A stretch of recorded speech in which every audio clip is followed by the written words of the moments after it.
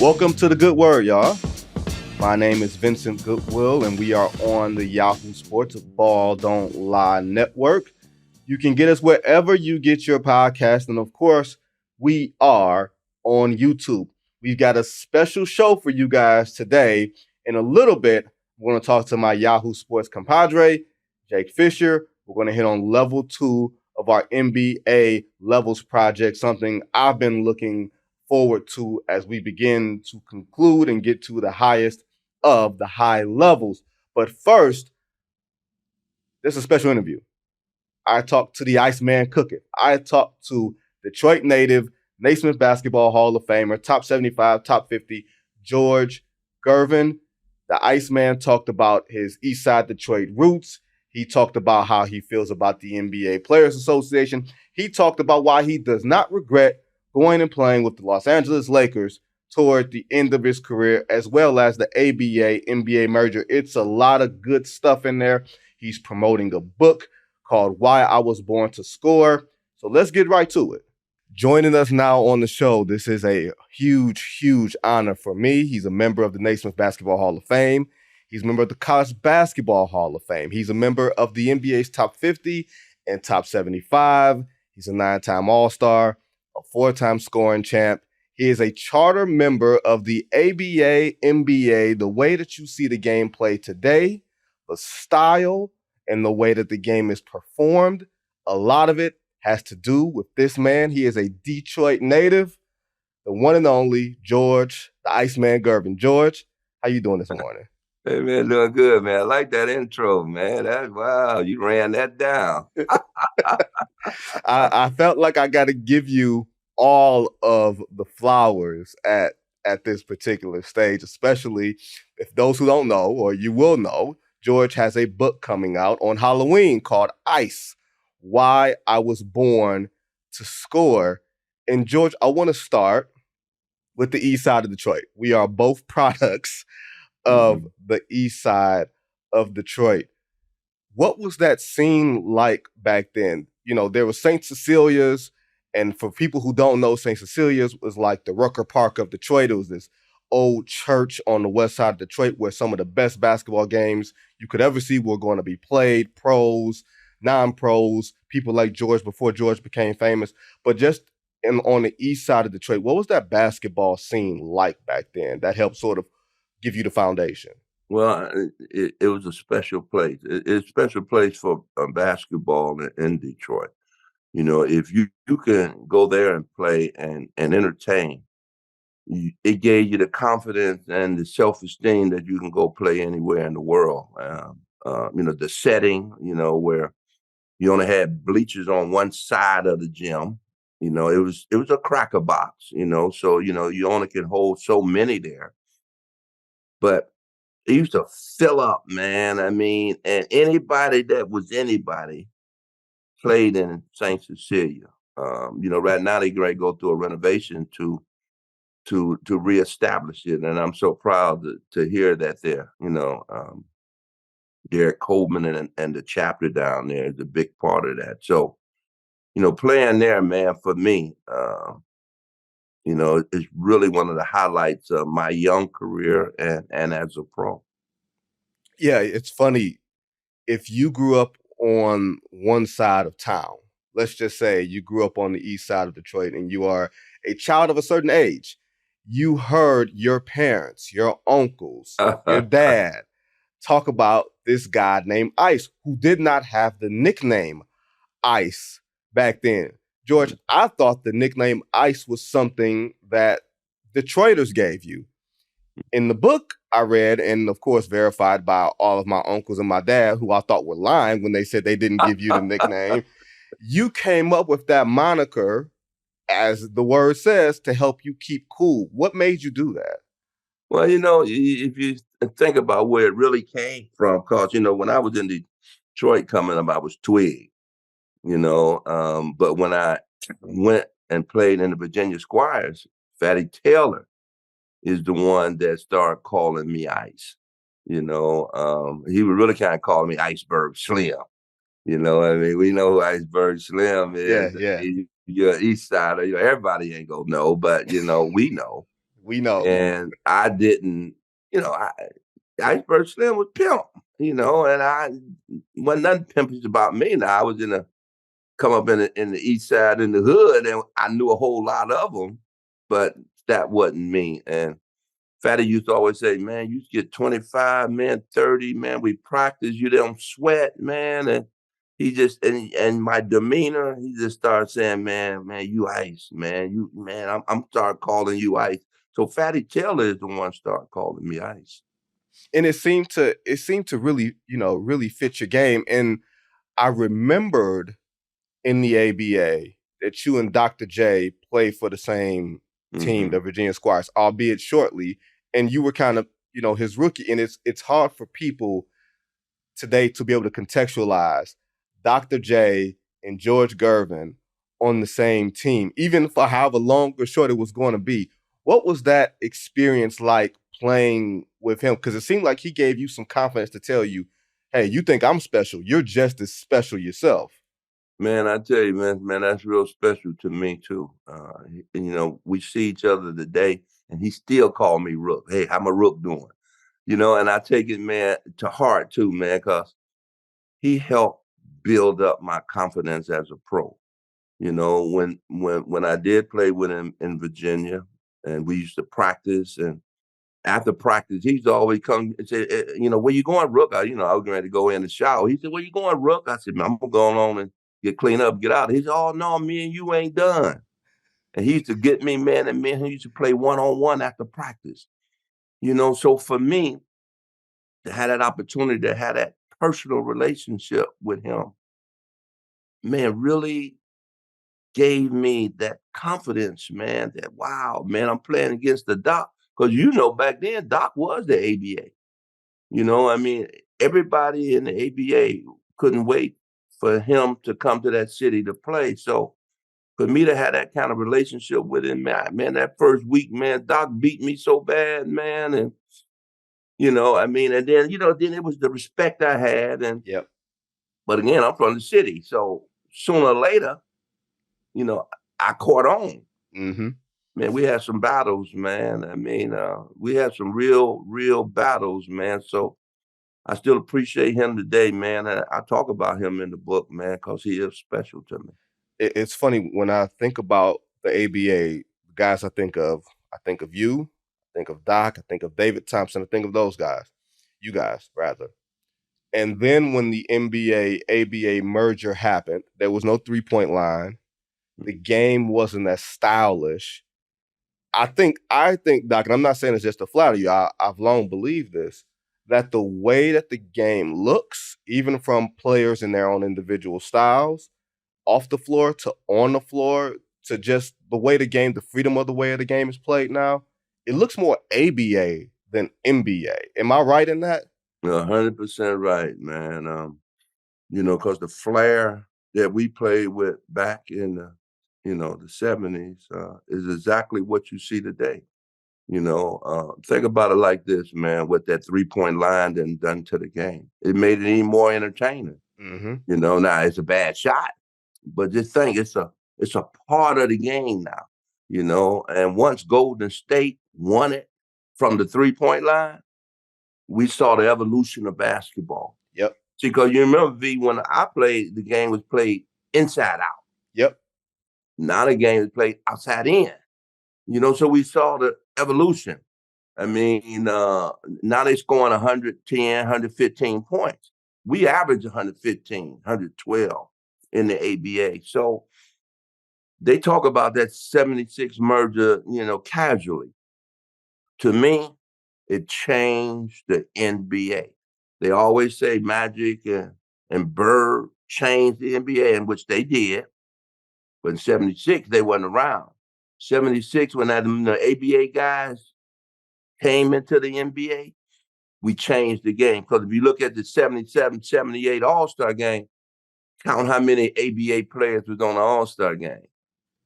That's an excellent point, George. And I feel like more, especially from like an aesthetic standpoint, the look of NBA players, once the merger happened, players felt like they could be more free. They could show their individuality.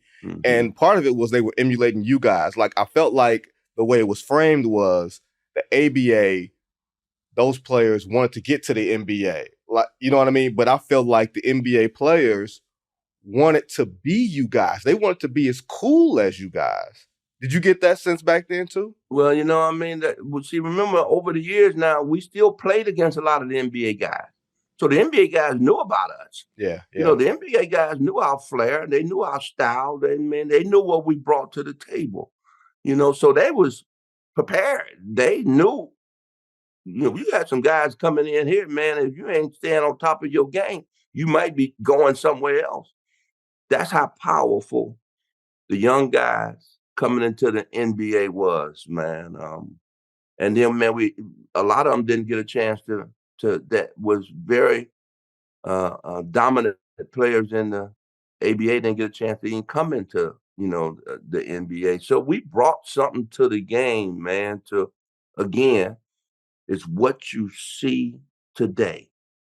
NBA is playing ABA kind of basketball, and whether or not they want to say it or not, if you talk to guys back in my era, they're gonna tell you they playing ABA kind of basketball. So, I wish that we, especially for a lot of the other guys, man, would be able to, get that opportunity, man, before they gone, man, to, smell flowers, man, because we are a big part of what this foundation of the NBA is today. And, it's sad sometimes because a lot of my former players in the ABA just don't get the credit they deserve. And that's on the NBA too. A league that celebrates its history and is very good at celebrating its history. It's a blind spot for the NBA. I can say that the 76 celebration was excellent. Like, I wish I was in the room with you guys and all that type of stuff. They do excellent things there, but it is indeed a blind spot. And another blind spot, George, one could say could be the relationships between players from your generation and players today, where you guys want to be more taking more of a mentorship role. Yeah. And Kevin Durant spoke in the book. He actually wrote the forward in the book, and he talked about meeting you or seeing you first and hearing people talk about you, then meeting you and actually just hearing you soak up, just listening to you and soaking up the stories of everything that you've been through in your career. Where's your desire come from to sort of mentor these younger guys? Because I'm sure you don't want anything from them, you just want to help. Yeah, man. I tell them all the time too, man. I don't want nothing from you. All I want you to do is take the wisdom I give you and pass it down to another young man, so we can keep going, because this is a great opportunity to play in this league, man. And so many youngsters look up to you. I write in the book also about I ain't talking about the NBA. I'm talking about the NBA Player Association. I'm saying, man, y'all should have created a different kind of program to implement guys like me that been through things. I done been through things in my life, and like I know life about recovery. All of us gonna get tripped sooner or later. And when you can address with these youngsters about these pitfalls, and encourage them to go in another direction, I think it's so important, man, for them. Kevin make a great point. He was like a sponge. He took it in, the league, the Players Association ain't figured it out yet. They doing what we did. Like you did what I done already done it, and I could be an important asset. They got all the money in the world to create a program, man, to where they can implement us, to have an opportunity, man, to help guide these youngsters, man. And they coming in the league now younger and younger, so they need more mentorship, So a mentoring program, man, with ex-NBA guys, and you could be selective.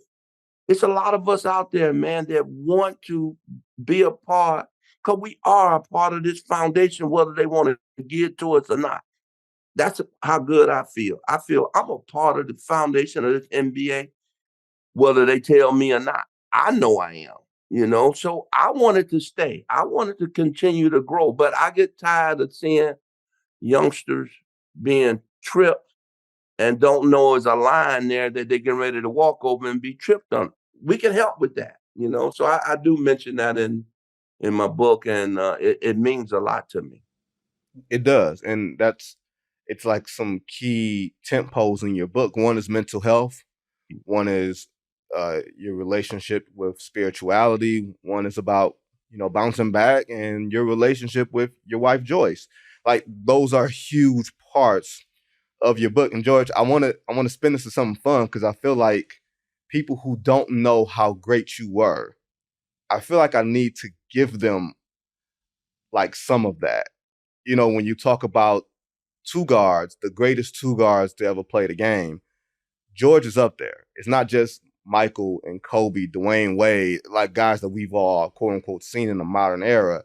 It's Jerry West. It's you. Later on, it's even, Clyde Drexler who kind of gets, lost in the conversation. But George, you talked about turning down an opportunity to play with the Showtime Lakers towards the end of your career with the San Antonio Spurs. And when I was reading it, I was like, I wonder if he regrets it. And Not then at all. and then you said, like a chapter later, you said, I don't regret it because I would have found myself in spaces I didn't want to be in. How much time did you know that immediately, or did it take you some time to come to that space? I'm from an era that I love to compete, and I love the challenge, Mm-hmm. So the Lakers, I mean, obviously, Jerry Buss, kind of my last contract, Jerry Buss and Angelo Drosses was the owner of the Spurs. Before I signed a contract, he said, "Gigi, this is the Lakers want to give up 3 first-round draft picks for you to play in the Lakers, and it's up to you." I said, "Hey, I don't want to play with the Lakers. I want to beat the Lakers." So for me, and then where my mind is, and and some of my choices to go to, I call it Solomon and Gomorrah, you know, to go in that type of lifestyle wouldn't have been good for me and my family. That's what I thought about. So you also read in the book that I didn't believe in winning at all costs. I don't believe in that because it's still just a game.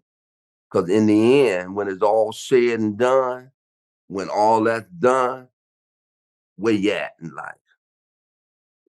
What's more important to any of us as human beings? I mean, I think it should be, and that's family. I got all mine. I'm married 47 years. I got 3 beautiful children, and I got 7 grandchildren. That's better than a Hall of Fame. That's better than championships. And see, we can get lost, and I talk about we can get lost in this game, because I got a part in there too that said, "Well, George, if you had a chance to do it all over again, would you?" I said, "Oh, hell no." And I say that more metaphorically, than I do reality, because I'm older now. I'm more experienced. I done went through things and stuff, and I know how that world, man, there in the NBA and in sports, man, you can lose yourself. You can get. I got another part in there to talk about idol worshipers. Man, these young kids, man, they worship us. You don't worship a man. You don't even worship idols. You know what I'm saying? I mean, so that world, man, and entertainment, man, is you really think about it, it ain't all what it seems. That my man, that is as ice cold as I can put it. I got one final question for you because I always want to ask guys this. If I could put prime George Gervin in today's game, with the nutrition, with the three-point shot with everything, and I could place you in any year playing on any team, where would you want to play? Who would you want to play with? Wow, man. Man, as I hear you talking, man, I'm a Spur, true to true, and I wouldn't want to play with nobody but the guys that I played with. And I say that, man, with a whole lot of confidence, because yeah, some guys that I know I would have fit in with. Mm-hmm. Man, I enjoyed my career, man, with the guys that I played with, man. We never won it all. We had a couple of good chances to do it. But wow, man, I love the game of basketball, and I'm satisfied with my career, V. And I understand what you're saying, and I don't really have a real answer because of my love for the guys that went to war with me on the basketball floor, and I want them to, because some of them gone and a lot of them are still here, how much I appreciate playing with them. Well, I'll give you an easy out, Ice. You could have played with the Tim Duncan, David Robinson Spurs. They could have just cleared the lane for you every now and again after you dumped it inside to them, made and fed them and made sure that they was defending the paint. They just clear the lane and you drop a 15-foot finger roll on them. That's all you had to do. That is a good scenario, man, and stuff, man. So both of them brothers can play. Yes, and they admire you. That's the one thing. Yeah. David and Timmy both admire you. You are a huge part of the Spurs lexicon to this very day. And George does a lot of great work in the San Antonio area for underprivileged youth and in the schools and everything else. George, I greatly, greatly appreciate it. We didn't even get a chance to talk about the Iceman cooketh. We didn't get a chance to talk about his year with Michael Jordan. There is so much in the book. You can pre-order it. Ice, Why I Was Born to Score. It was George Gervin and Scoop Jackson. The foreword was written by Kevin Durant. You can get them wherever books are sold. It comes out in 2 weeks on Halloween. Detroit's own George Gervin, the east side of Detroit's own George Gervin. Thank you so much for your time. Appreciate you, man. Appreciate y'all. Thank you very much. Thank you, George. And that was great, wasn't it? I told you it was going to be great. It was one of the best interviews we've done in our short time here on A Good Word. It was clearly my favorite given my Detroit roots and George's Detroit roots. Thanks to Ice for joining us and being so generous. Now it's time to dig into level 2 of our NBA Levels project with Jake Fischer. Jake was kind enough to come back on and join me in discussing this. We both had different ballots, but we had a lot of fun in this conversation. Welcome back to another weekly installment of our Yahoo NBA Levels project. 40 names, 4 tiers. We made up the name of the tiers, and hopefully we're going to make this a yearly thing. We gave the prompt to every member of the Yahoo NBA staff, and we aggregated it onto a list. So my ballot isn't necessarily Jake's ballot, but we all stand by what everybody came up with. And then we're having a big article every week that coincides with each level. This week, it is level 2, Robin's cosplaying as Batman. That's a best player on a contender or an overqualified number 2 on a championship team. Here's the list. Shai Gilgeous-Alexander from OKC, Jimmy Butler from Miami, the reigning MVP, Joel Embiid, LeBron James from the Lakers, and Kawhi Leonard from the Clippers. Jake Fischer, my partner here at Yahoo Sports. Jake, where do you want to start? I think we start with the big man in Philadelphia, the reigning MVP, Joel Embiid, who I am looking now. I did have him ranked in tier 1, but with some separation, with some time to reflect, now that we're here with the microphones on, it makes sense after years of failing to lift his team out of the second round. Quite literally years. Years that have put the Sixers fan base on edge, that have put all the stakes of all the stakeholders of this Philadelphia franchise on edge going into a critical year where the season is considered wide open, where James Harden's trade request has lingered over the entire start of training camp, that he falls below this tier that he wants to be held accountable for. If Joel Embiid, if anything, is a very self-aware superstar in this modern social media age where you're getting feedback left and right, whether you want it or not.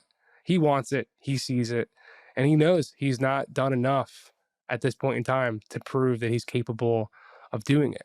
So this is another chance. This is another year where Joel Embiid can put all the doubters aside and prove every naysayer wrong, that he can lift the team deep into the postseason. But so far, he has been unable to do that. You know, this comes across really mean, but he's trending in Karl Malone territory. Great regular season player that cannot lift his game for the last 2.5, 3 months. Not only that, he can't even hold the line, and it would be really hard to hold the line, mind you. He averaged 33 last year. That's a high bar. I want to say perhaps Shaquille O'Neal averaged 30 in his MVP season in 2000. Like, it's really hard to maintain that level of play and exceed it in the playoffs. But going from 33 to 23 in the postseason, shooting 43%, coming up short yet again in a situation that seems to fall in line with what happened against Miami 2 times, correct? What also happened against the Celtics before, what's happened against the Atlanta Hawks. Like, the Philadelphia 76ers have a high and hard ceiling of the second round of the playoffs, no matter who the coach is, no matter who the co-star is, and the consistent player that's been there has been Joel Embiid. And like you said, Jake, he's wanted to be included in the upper echelon of the NBA superstars.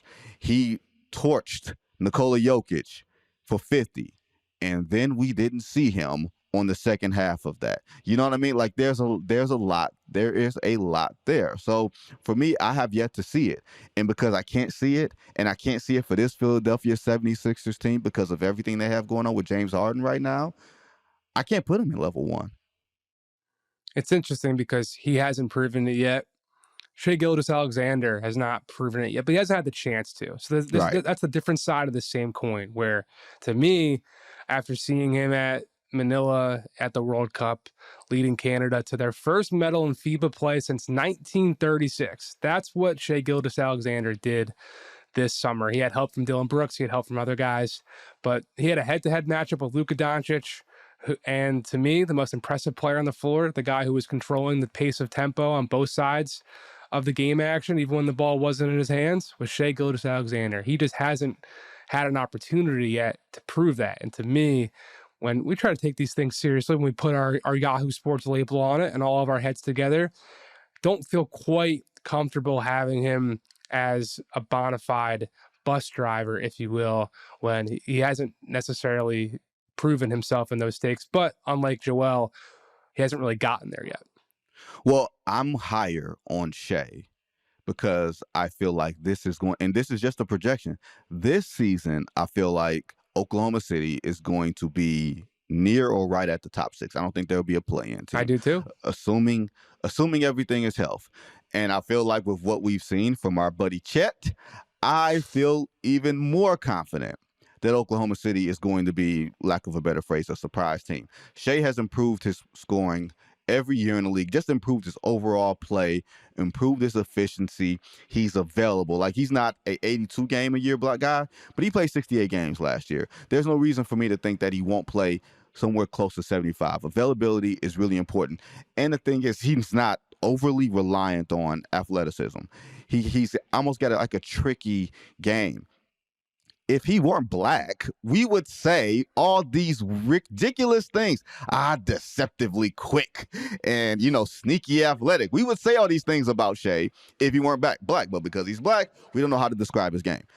I just think methodical, probing. There we go. Change of pace. There we go. Plays at his own pace. And now you put him with a guy, you put him with Giddey, you put him with Jalen Williams. I feel like if Oklahoma City is going to elevate themselves to the spot that we think they could be, I think it's going to be because Shai not raises his game from a number standpoint, because I don't think you can really go too much higher, from 34 and 6 assists. His first team All-NBA. He's proven it. Yeah. And we don't have to worry about him getting suspended. Like, we don't have to worry about him being suspended. We don't have to worry about him doing anything stupid. There is something to just availability, which brings us to the king, LeBron James. Availability is a huge point for me, a huge plot point in how I made my selections. As far as, and this is where I had LeBron, and I thought LeBron's postseason where he played really, really well, I thought that was almost a harbinger because he was healthy and he was rested. The Lakers made their run after they made all those trades. They got Russ out of there and they balanced out their roster a little bit better. But LeBron was resting. He was resting that tendon in his foot that he had been playing through. I don't know if LeBron can be the best player on a championship team at this stage of his career. Mind you, this stage, I'm not saying he's not one of the 3 greatest players of all time. I'm not saying his 2013 season in Miami might have been the best non-Jordan season we've ever seen. I'm simply saying the guy who's in his 21st season, Jake, I have questions about his health. I have questions about his shooting. I have questions about defense. But I do think the Lakers can be good to great, but can LeBron put them over the top? That would be the question. I'm curious. This is completely off topic, but not really. Who's your 3rd greatest of all time? If LeBron's one of 3, usually it's one of 2. So who's your 3rd? My 3 greatest players go. Number one is Jordan, and 2 and 3 can go Kareem, LeBron, Magic. Any one of those 3 to me. So there's 4 names in the top 3 for you. 4 names, and it depends on the day. Yeah, I think, he clearly was still capable of taking Denver to the Western Conference Finals a year ago, which is something that I was skeptical. I was beating the drum on No Cap Room and other podcasts that the Lakers weren't that good. But Austin Reeves had a second half, stretch, and AD was one of the best players in the whole postseason. They got there, and they get swept by the eventual champions. So it is a wonder to me. They were the one team that didn't get a game off of the eventual champions, too. For sure. Mind you. For sure.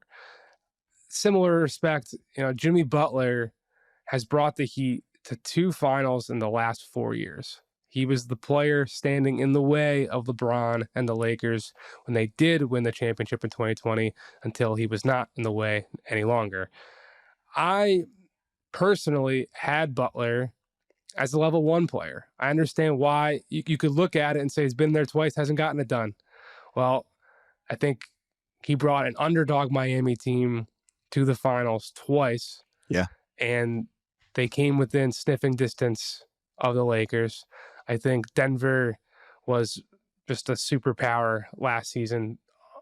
No, as much as the league was considered to have the greatest parity we've had in decades, and it's a wide open title race. I mean, Denver was sleepwalking through the last 10 games of the regular season. That's how wide of a gap they had on the rest of their conference. Mm-hmm. And Jimmy was hurt. Gabe Vincent had an ankle injury. Bam Adebayo was not the real offensive force that I think it was required for him to be for Miami to have the full punch they needed to take down and spar with the Nuggets, just because they haven't gotten it done. I know I lamented Joel Embiid for not getting out of the second round and not doing it. It's a little bit different when you bring 2 teams to the finals and you're just this close to getting it done. Any analytical-minded executive will tell you that winning a title is just about beating the odds. And if you're doing it, if you're bringing a team there, if you're bringing them to the doorstep of the promised basically every other year, I just think he deserves that shine. Maybe that's why he's a little emo at media day, because he knew that we were kind of not giving him all the flowers that he deserved. I think Jimmy is a conscious troll, right? Like I think that's the way to put it. But when you consider the last 2 playoff runs for Jimmy Butler, taking the Boston Celtics to 7 games, if that 3-pointer that he takes in the final seconds of Game 7 against Boston goes in, he's in the finals 2 straight years. Listen to these numbers, Jake. 27 points, 7 rebounds, 5 assists, 2 steals on 48% shooting and 82 from the line. If this were any other player, I think, that put up those performances in the postseason, and that's kind of what we're doing here, is saying, how good will you be 8 months from now?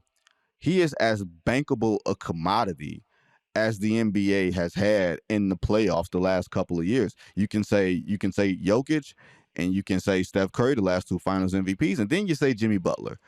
I feel like that list is very short as far as who can raise their games.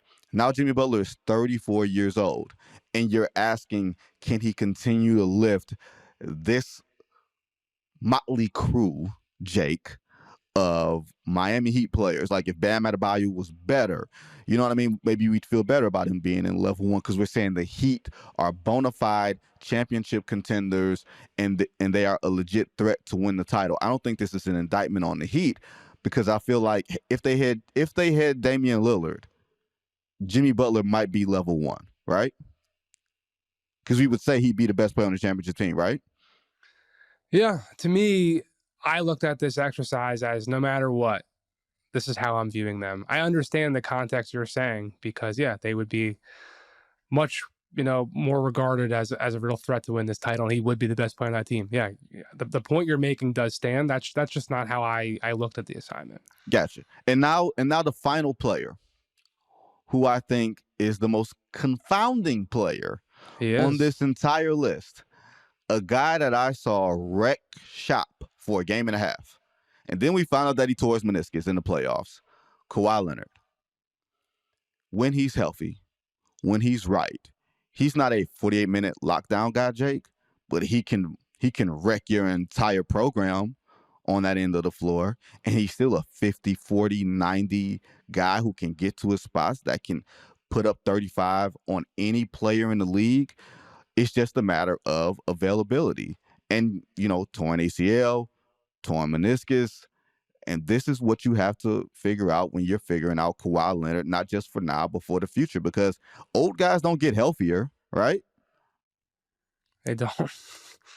I think with Kawhi, I was watching Memphis the other day, and it just really struck me how Derrick Rose has completely, we've seen it in New York, but now that it's in a different jersey and he's not playing for Tom Thibodeau, to see him as a totally reinvented under the basket player, it's kind of a marvel that he was what he was 10 years ago.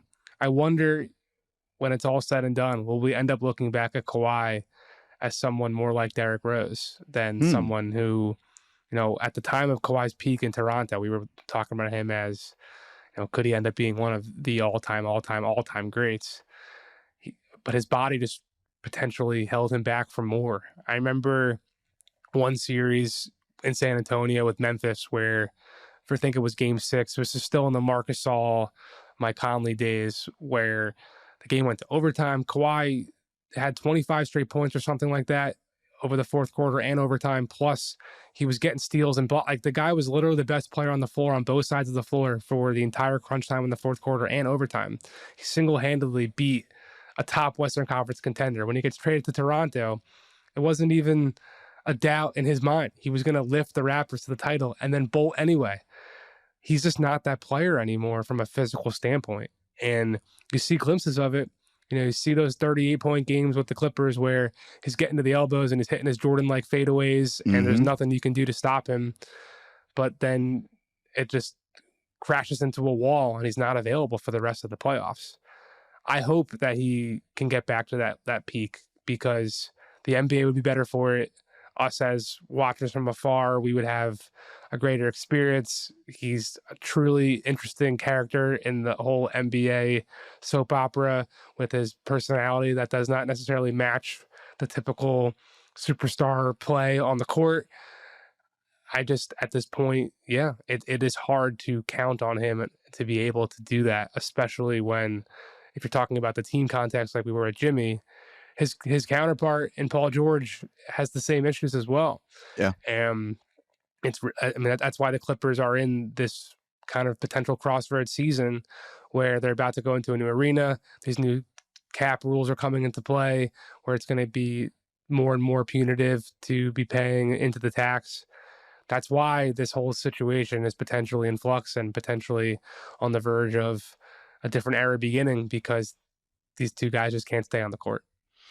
Yeah, I think, and it's important for us to note that the 2019 version of Kawhi that took down the battered Golden State Warriors in the NBA Finals, that was not the best version of Kawhi Leonard. The 2014 version of Kawhi Leonard, that was a pup who won the Finals MVP in San Antonio, that was not the best version of Kawhi Leonard. The Kawhi Leonard that Jake is referring to, that 2017 sports car, who literally, before Jaja Pachulia ran under his ankles in game one of the Western Conference Finals, was single-handedly taking down the Steph Curry, Kevin Durant, Golden State Warriors, and the best team we've ever seen, period. With really big hands. He was taking really big hands and tearing everything apart. Like bit by bit, right? He was taking down the entire Justice League, okay? He was Lex Luthor, right, with braids. And that's the player that we missed out on. That's the player that we never got to see, because from that point on, he's never been as healthy or as consistently on the floor. And his body has changed a little bit too. But this guy, the fact that he's still able at his age, I think, to be at this level, I think is a testament, as opposed to us saying, hey, why can't he be better? I'm wondering, man, is this gravy at this point? When you hear some of the things about him, maybe degenerative knee condition and everything else, like, should he actually be playing? But he is playing. It's just that he can't lift his team playing every other day for 3 months or 2 months and get them through 4 rounds of the playoffs. He couldn't even get them through 2 games of the playoffs against Kevin Durant and the Phoenix Suns. Jake, this level 2, was more exclusive than level 1. Do you think there's a reason for that? Do you think it's harder to identify players who are overqualified but underqualified at the same time? Or do you think it's just we have an overabundance of players who fit this? To me, there's a lot of players who ended up in level 3 that I had in level 2 as well. And I think a lot of it's just about circumstance, where Jamal Murray, for example, he's been the second best player on an NBA team, and for whatever reason, he didn't make it into this category. Devin Booker, Dame just got traded to Milwaukee to be that. Anthony Davis has done that. Donovan Mitchell, though, like Zion Williamson, Anthony Edwards, Paul George, like we talked about, Jaylen Brown, like those guys are right in that conversation. I think ultimately what happens, and Dame is the perfect example, and maybe LeBron. Let's talk Joel. If Joel were to get traded, if Embiid were to ever request out of Philadelphia and move somewhere else, the likelihood would be that he would go to a situation where he would kind of follow the Anthony Davis mold, where he would go from being the overtasked, overburdened number 1 and go help someone else, or they'd go help each other. So that's kind of why I think there aren't as many teams or players in the league where you look at and you snap your fingers and say, okay, if that guy went there, those two would be a problem. So I think that's kind of where there's a little bit of an echelon difference in the general, viewpoints. Obviously, I listed a couple other guys who I would have agreed would be in this tier, but I think that's kind of, if you're asking me to surmise why certain folks aren't in this category, that'd be my best guess. And honestly, there probably aren't as many championship teams as we like to think in this age of parity. If you're listening to Level 2, that means that the Level 2 write-up is on the Yahoo Sports website. It's on the Yahoo Sports app. And next week, creme de la creme, Level 1 bus drivers. That's all we got for you today. Thanks for Jake for talking through Level 2 with me. Thanks, of course, to George Gervin for talking about his road, his path, the ABA, the NBA, and all things ice. You guys should check out that book, and it was a fun conversation. Thanks to producer John behind the glass. Thanks to Evan and Ron, of course, with all the videos. Don't forget to rate us, review us, let us know what you think, and especially if you are on YouTube, don't forget to leave a comment. Jake and Dan will be back with their 10 interesting players in the Western Conference on a new episode of No Cap Room later this week. Y'all, we are getting closer and closer to the start of the NBA season. Until then, everybody, be safe.